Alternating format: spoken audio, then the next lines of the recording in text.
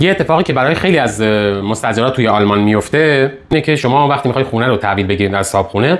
یه سری از مشکلات ریز توی خونه هست که شما یا نمیبینید یا میبینید و اونا رو ثبت نمیکنید، یعنی به اطلاع صاحبخونه نمیرسونید که یه همچین مشکلی هست و اونو توی قراردادتون ثبت نمیکنید. بعداً موقعی که میخواید خونه رو تحویل بدین چند سال گذشته و صاحبخونه میخواد که همه اون چیزایی که مشکل دارن رو کاملا سالم تحویل بدید. مثلا دیروز یه تجربه داشتیم، بنده خدا رفته میخواد خونه رو تحویل بده، خب با یه مقدار مشکل توی رنگ و کاغذیواری خودش ایجاد کرده بود و قبول داشت میخواست ترمیم کنه، ولی یه سری مشکلات ریز مثلا چند تا ترک توی کاشی‌های حمام داشت، توی شیرالاتش مثلا رنگ پریدگی و یه جایی از خونه پارکتش آب خورده بود که از در تراس مثلا آب اومده بود. در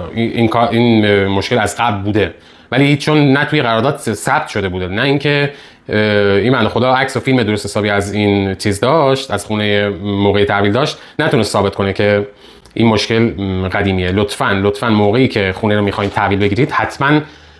کامل از ریز جزئیات یه دوربین با کیفیت حتما فیلم بگیرین، ازش عکس بگیرید که اینا رو داشته باشید. بعضی از چیزها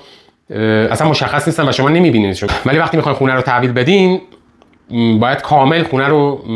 درست کنید و تحویل بدین. اگر فیلم و عکس درست حسابی از این نداشته باشین، مستندات درست حسابی نداشته باشین، ممکن هزینه اضافی گردنتون تامین بشه.